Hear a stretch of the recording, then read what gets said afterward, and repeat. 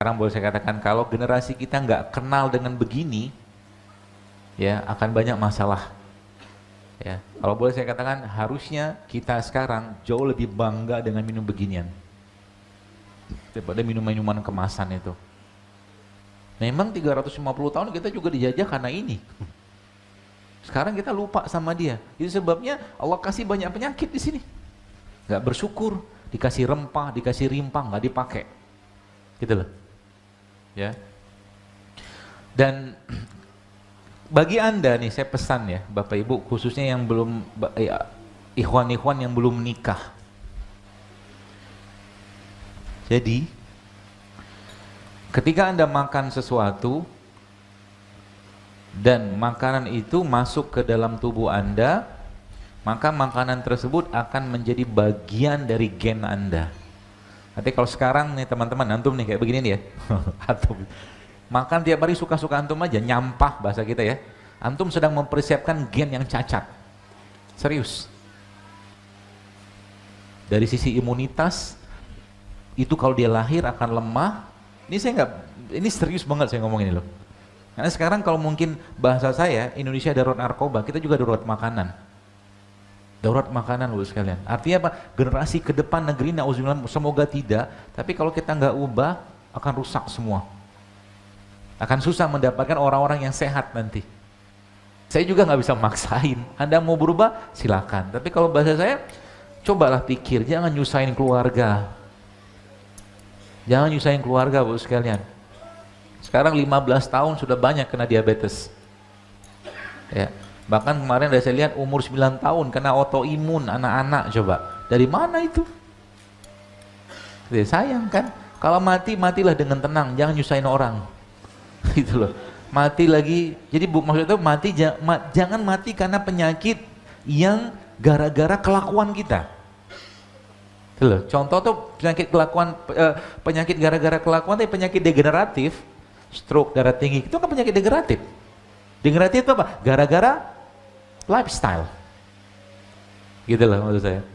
Mati lagi tahajud, lagi sujud, lagi baca Quran, kan enak mati kayak begitu. Sekian lama sakit, memang iya takdir.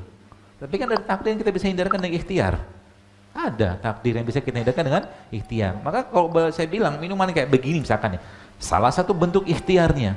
Kenapa? Tadi saya sampaikan, Allah ciptakan di sana kayak begini. Indonesia nggak diciptakan. Tapi Allah ciptakan di sini rempah, rimpang, banyak sekali, berlimpah luah. Anda baru sekalian ya, contoh aja begini ya. Ini misalkan ada apa nih? Ada simple, tapi it can change your life. Serius. Ya.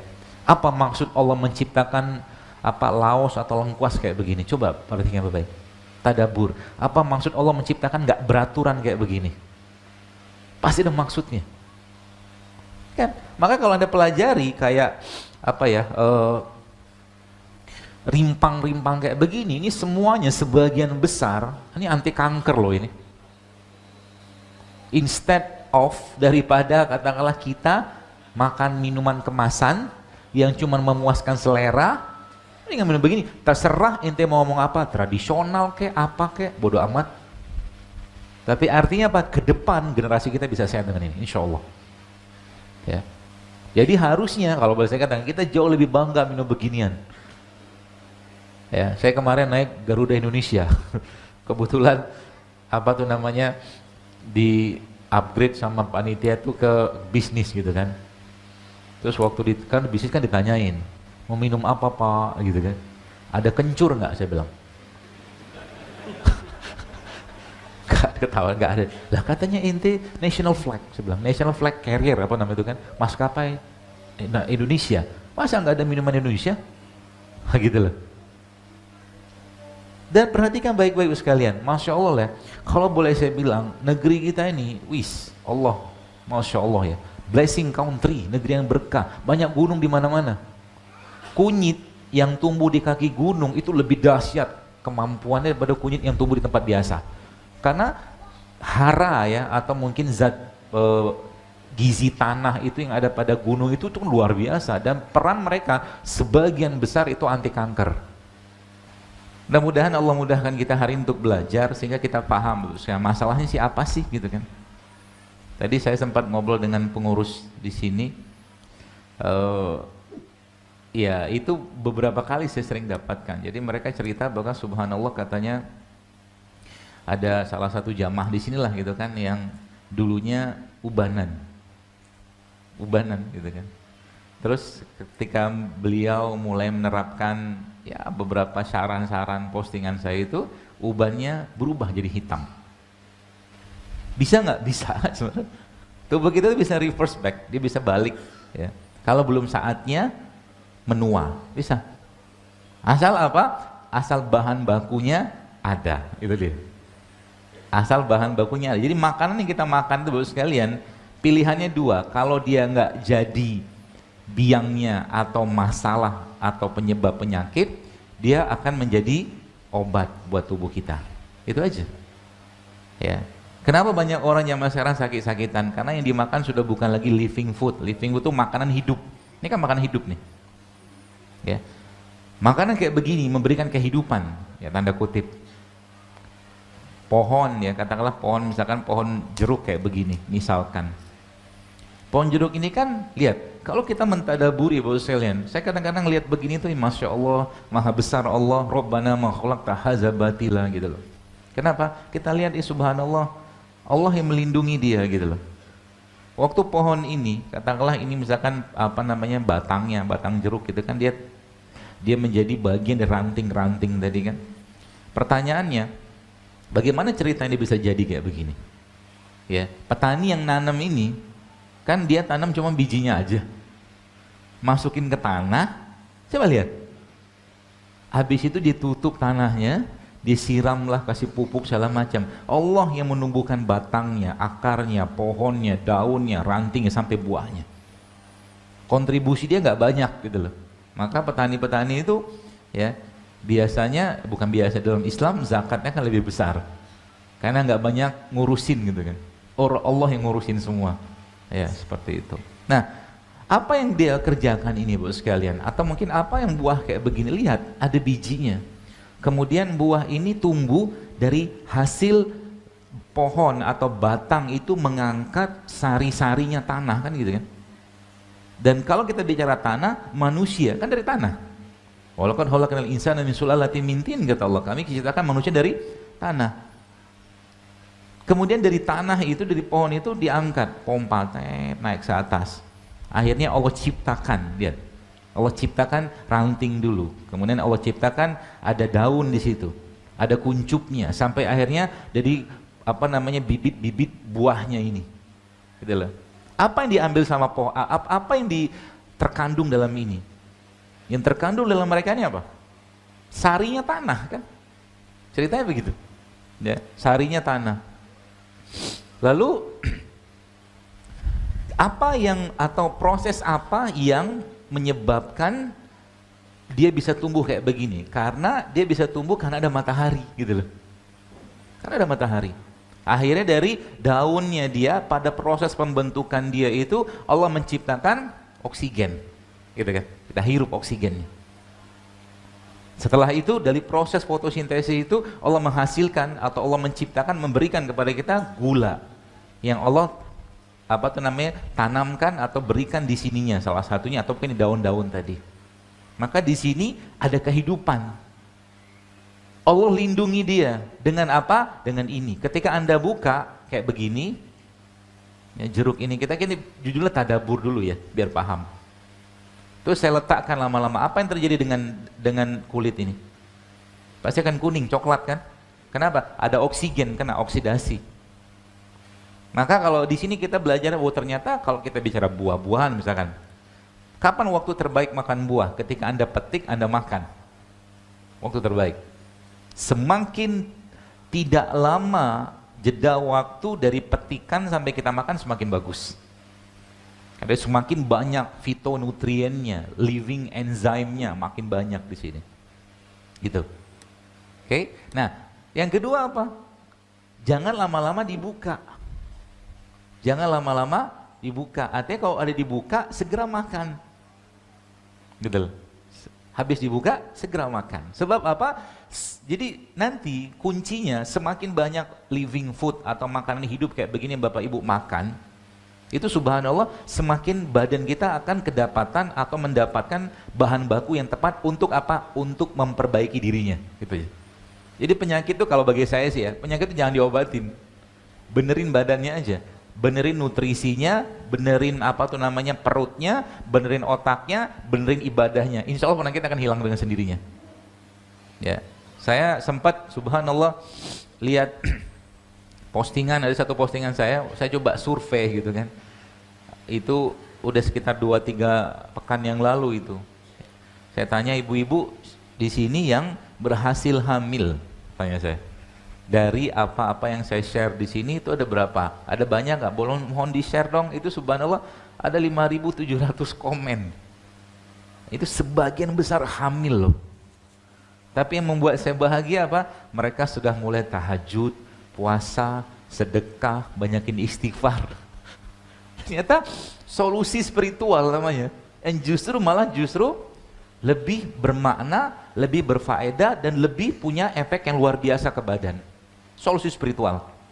Dalam surat Nuh kan Allah sudah sampaikan, ya, perbanyaklah istighfar. Istighfar itu akan memperbanyak kebunmu, hartamu, kata Allah. Atau kata Allah, istighfar itu akan memperbanyak keturunanmu, kata Allah. Gitu loh. Itu kan bahasa saya solusi spiritual. Solusi spiritual. Ya. Lalu apa mereka makan? Simple banget gitu kan. Ya, simple banget. Mau modal kunyit, modal apa? Serai, sidruk nipis, madu gitu doang kayaknya, gitu doang. Tapi kenapa? Badannya sudah siap, pikirannya sudah siap, hatinya sudah terpaut dengan yang menciptakan dia. Itu yang kita mau kejar. Ya. Jadi bukan cuma sekedar ngandalin beginian atau mungkin apa herbal atau apapun, bukan. Ya. Seperti itu Bapak sekalian. Maka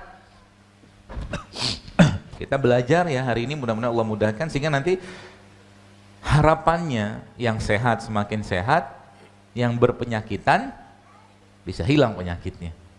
Ya, Bapak Ibu sekalian, dalam Islam konsep penyakit itu asal muasalnya bukan dari fisik. Bukan dari fisik. Jadi kalau kita mungkin zaman SMA atau SMP dulu kan mengenal mens sana in corpore sano. Apa artinya? Artinya apa? Di dalam tubuh yang kuat terdapat jiwa yang sehat. Saya sih nggak sepakat dengan istilah itu. Ya, kenapa? Ya banyak orang di rumah sakit jiwa fisiknya sehat, ya kan? Jiwanya nggak sehat, gitu loh. Justru malah kebalik. Islam memberikan pedoman yang justru kebalikannya. Kata siapa? Kata Rasulullah. Nabi bilang apa? Ala wa inna fil jasad mudghah, kata Nabi. Dalam tubuh manusia terdapat segumpal daging. Iza solahat jasada kulluhu, wa iza fasadat fasada jasada kulluhu. Kalau dia baik semua, dia rusak semua. Dan itulah kolbu, kata Nabi kan gitu. Jadi dia rajanya, dia bukan tentaranya, ya. Dan dia pengendalinya, gitu loh. Sayangnya ya kita tidak terlalu banyak memanjakan atau memuliakan atau apa ya, ya menjaganya dia gitu, menjaga si kolbu tadi, sehingga lebih dominan nafsunya. Kolbu itu sekalian nggak butuh banyak makan. Tapi bahasa saya tadi gini, ini kan kalau Anda makan dari nanas satu, pisang satu, apa pepaya satu, melon satu, makanan buat fisik kita. Baca bismillah berkah insya Allah. Tapi kalau lebih banyak makanan kayak begini yang kita kasih ke orang, lebih sehat kolbunya. Gitu loh. Itu yang kita butuhkan zaman sekarang. Ya, mau sesehat apapun makanan yang makan, jangan lupa berbagilah kepada orang lain. Nanti kolbunya akan sehat. Jadi kalau Anda katakanlah beli suatu porsi makanan sehat misalkan gitu kan, jangan lupa bungkus satu kasih ke orang. Anda dapat fisiknya sehat dengan makanan sehat tadi, misalkan Anda akan dapat juga keberkahan dari makanan yang Anda berikan pada orang tadi, dan akhirnya menyebabkan kolbunya akan sehat. Ya, seperti kalau Anda, pokoknya setiap Anda melakukan suatu kebaikan untuk diri Anda, contoh begini, sedekah itu paling baik pada siapa? Pada diri kita. Ada seorang bertanya pada Nabi SAW, dia katakan begini, ya Rasulullah, Kalau aku punya 1 dinar, kemana aku harus sedekahkan dinar tersebut? Kata Nabi, bersedekahlah buat dirimu sendiri. Ya, jadi Bapak Ibu jangan pelit sama diri kita. Jadi kalau saya sering ngomong begini, kenapa? Ketika sedikit aja ngomongin kacang almond gitu kan, kacang mete, pistachio, biasanya jawabannya mahal gitu kan gitu kan. Tapi dia nggak sungkan-sungkan beli pulsa, beli handphone, kan gitu loh. Buat dirinya berkaitan dengan kepentingan badannya, pelitnya minta ampun. Penyakit nggak itu? Penyakit AB namanya. AB itu apa? Al-bakhil. Pelit. Kencelengan lewat dari zaman dulu, nggak berubah-ubah, noceng. 2000. Padahal duitnya ada loh. Ya, pakai tutup lagi. Mintanya rezeki, jodoh, harta, banyak betul mintanya. Ya. Penyakit? Lawan, harus dilawan.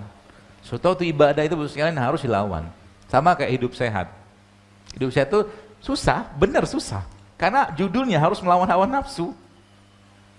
Ya, dok susah dok, emang susah. Tapi kalau Anda nanti sudah merasakan kenikmatannya, Anda akan jauh lebih merasakan kenikmatan hidup sehat itu daripada sekedar makan yang nggak sehat. Karena makan nggak sehat juga ngasih kenikmatan. Makan sehat juga ngasih kenikmatan, sama juga dengan, dan itu nggak bisa dicabur-caburin, nggak bisa. Kalau mungkin bahasanya lebih luas lagi, kenikmatan dalam ketaatan itu tidak bisa dicampur adukkan secara sempurna dengan kenikmatan dalam maksiat.